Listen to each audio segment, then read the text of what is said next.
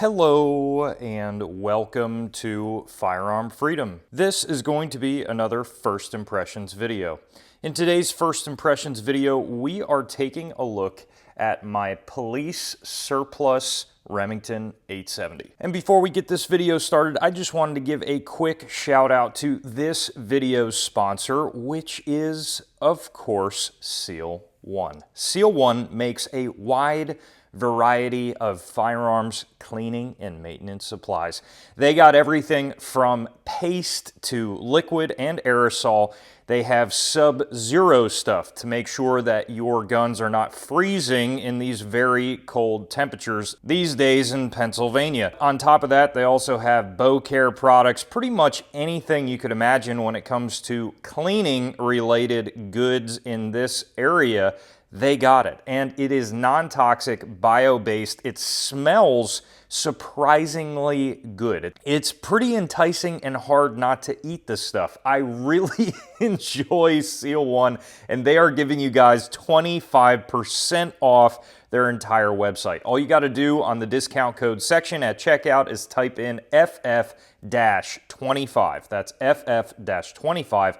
It's going to get you guys 25% off of your order. I am going to do a video coming up here talking about just simply the value that is there for police surplus shotguns. That is going to be a video entirely on its own, but in this case, this is yet another example of where you can find great deals on a battle-proven shotgun for home defense or anything else, and it is, man, one that I'm pretty excited about. You guys know I love shotguns. This entire channel now is pretty much shotguns and 1911s, but you know what? That's okay. This is an older 870. I don't have an exact date for you, but it is probably, if I had to guess, like 80s, early 90s, somewhere around that time.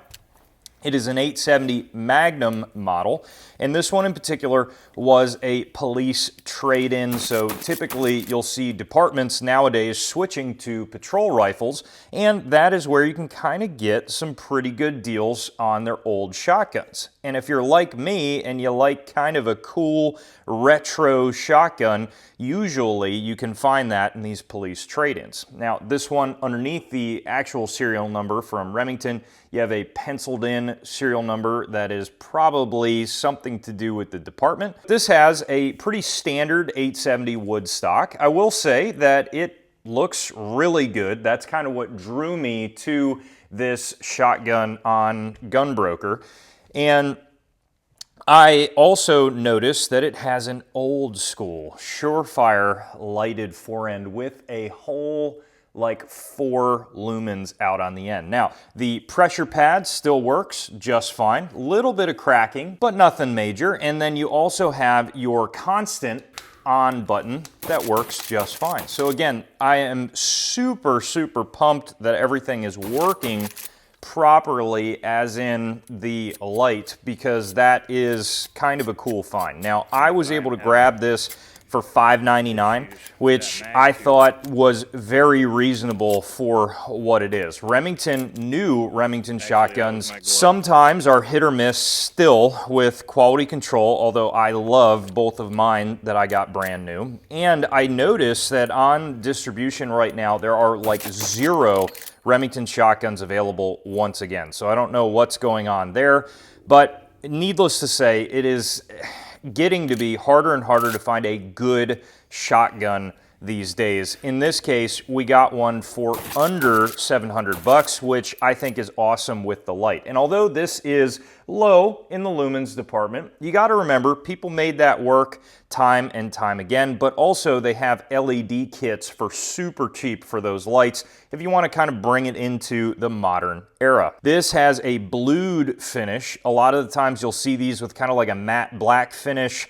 In this case, I love the shiny blue. It gives it a really cool old school vibe, and it's got the chromed out bolt, which is also really nice. Now, the camera will not do it justice, and it is incredibly cold. I want to say it's about 20-ish degrees right now where I'm filming this, but this gun is just like glass. in that action. I mean, it is like butter moving back and forth.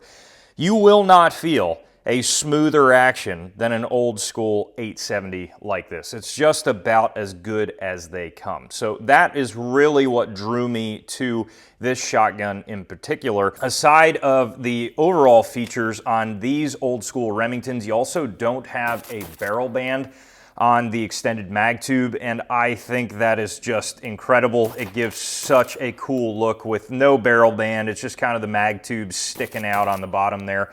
And as far as looks go, I really have zero negative to say about this shotgun. Now, what surprised me is there might be some parts that are a little like too far gone on this shotgun to run reliably.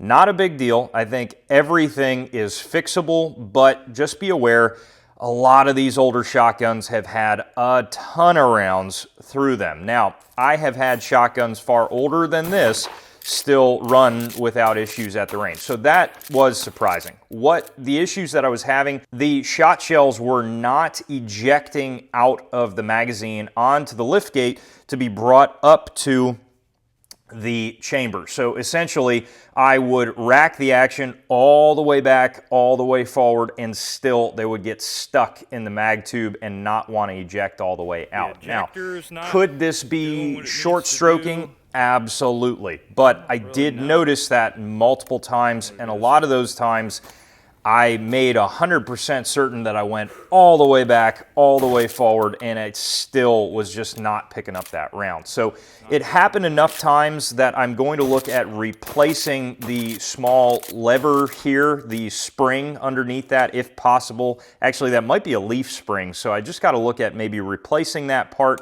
But I also think what might be the culprit with the weird issues in cycling that I was having with this 870 is the mag spring. So I was noticing that at this point here in the magazine tube, so this realistically, if I'm not mistaken, should be a 6+1 mag tube because this is an 18-inch barrel.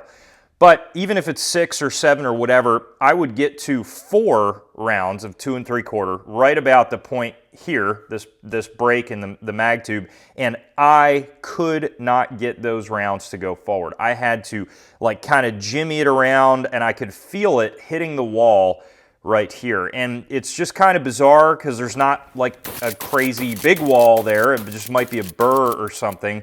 And then finally, after just slamming it home, it went through and I was able to load 6. But that happened almost every other time I tried to load the mag tube. I began to wonder if it's actually just a magazine spring. This one felt very, very light, so I wonder if it's just long worn out and it was left loaded for a long period of time. I know that usually leaving a spring compressed is not going to wear it out, but something to do with shotgun springs being so thin, and for whatever reason, I've seen that happen many times with shotguns just left loaded for years and years and years.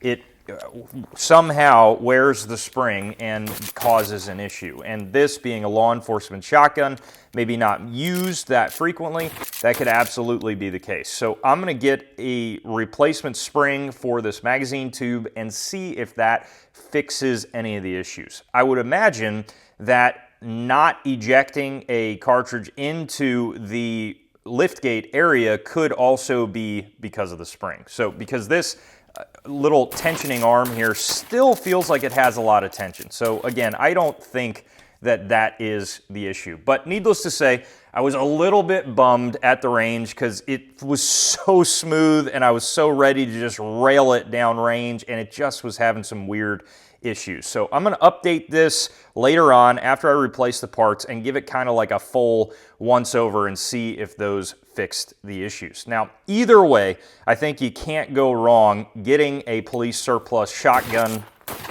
when it comes to something like this in an older 870. Rest assured that no matter what that issue is, it is guaranteed to be an easily fixable small part that is super cheap. So I'm not really that worried about it.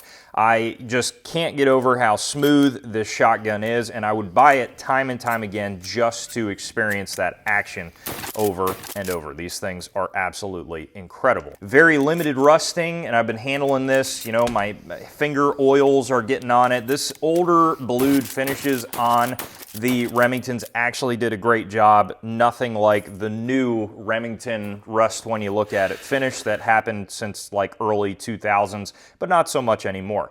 If you guys have any other questions about this shotgun or anything else on the channel, please feel free to throw them down below in the comment section, and I will try my very hardest to get back to you.